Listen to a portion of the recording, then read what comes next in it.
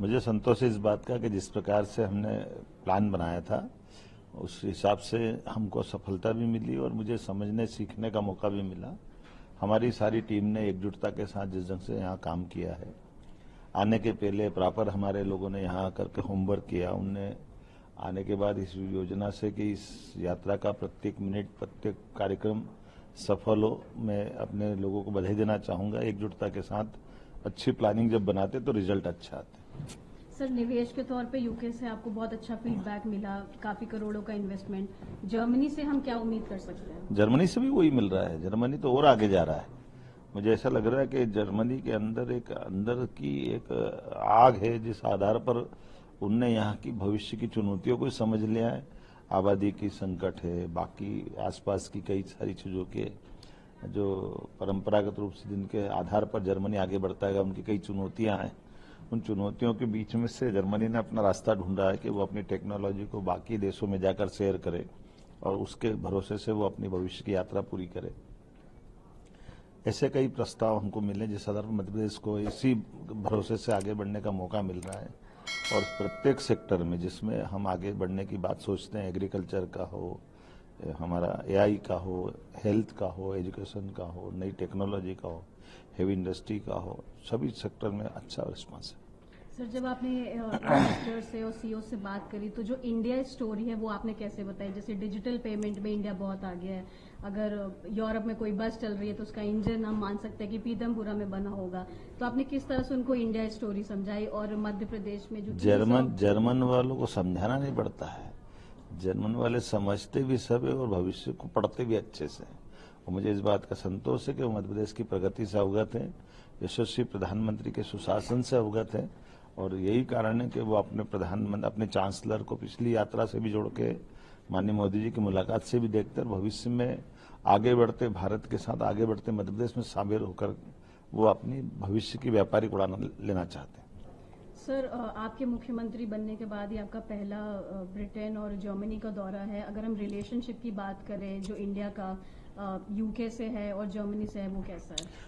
देखो, ये अतीत से ही हमारे संबंध है। जर्मनी तो हमारा वो राज्य है, वो देश है जिससे नेताजी सुभाष चंद्र बोस ने आजादी के पहले से यहाँ से संबंध बनाए हैं।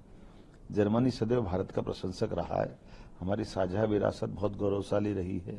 हमारे वेदों को दुनिया से परिचित कराने वाला अगर कोई देश है तो ये जर्मनी है, जिसमें मैक्स मुलर साहब ने कई साल पहले हमारे इस वेदों का अनुवाद करके दुनिया को वेद के उस ज्ञान से परिचय कराया है, संस्कृत के ज्ञान से परिचय कराया है। साझा संस्कृति में हमारी जर्मनी से सदैव संबंध हमारे बहुत अतीत के काल से बहुत अच्छे हैं। अगर जर्मन भाषा का व्याकरण, जर्मन भाषा का अतीत का इतिहास हम देखते हैं तो कोई बहुत भाषा ऐसी है जो संस्कृत के नजदीक है, लेकिन मैं गारंटी से कह सकता हूँ जर्मन भाषा सबसे ज्यादा नजदीक है इसकी, तो संस्कृत से नजदीक है। सर, ग्लोबल इन्वेस्टर समिट होने वाला है भोपाल में, उसमें हम क्या एक्सपेक्ट कर सकते हैं? मुझे इस बात का संतोष है कि अधिकांश लोगों ने जिनने आज हमसे बात की, व्यक्तिगत बात की, सामूहिक बात की, अलग से अपना व्यापार व्यवसाय को बढ़ाना चाहते हैं, वो मध्य प्रदेश से जुड़ना चाहते हैं। और कई लोगों ने स्वतः ही कहा कि हम ग्लोबल इन्वेस्टर समिट में आने का आपको आश्वासन दे रहे हैं, और यही बात उत्साह बढ़ाने वाली भी है।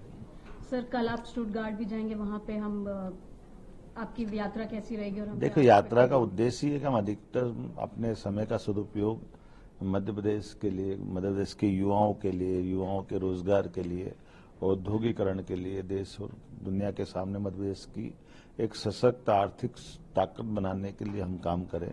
और इसीलिए हमने प्रतिपल प्रति मिनट इस बात का ध्यान दिया है।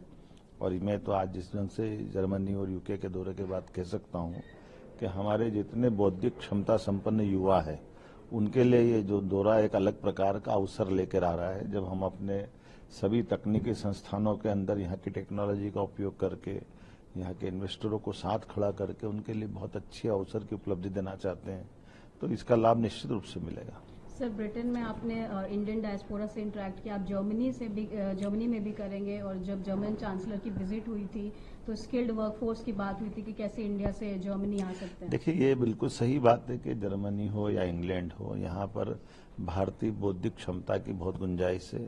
हमारे यहाँ ये भी एक बात है कि मध्य प्रदेश हो या पूरा देश हो, हमारे यहाँ स्किल में बड़ी संभावना है, और अगर इनको भाषा का थोड़ा ज्ञान करा दें तो ये हमारे लिए वर्क फोर्स बन करके मध्यप्रदेश को, देश को यहाँ से उनके एक संबंध जोड़ते हुए, यहाँ बड़े पैमाने पर देश तो बहुत धनी है लेकिन मैन पावर की कमी है।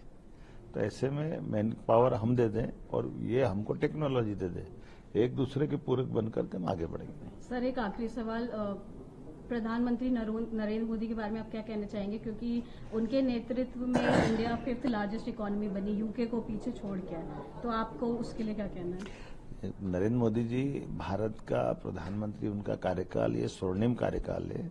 हम सबका सौभाग्य है कि वो हमारे नेता हैं और हमारे नहीं, वो दुनिया के लोकतंत्र के अंदर सबसे बड़े एक प्रतिमान बन के उभरे हैं, जिनके आधार पर दुनिया उनको हर एक कोई, हम तो हमारे लिए तो आनंद ही, हमारा दुश्मन देश पाकिस्तान, उसके भी पोजीशन के लीडर तक कहते काश मोदी जी हमारे होते।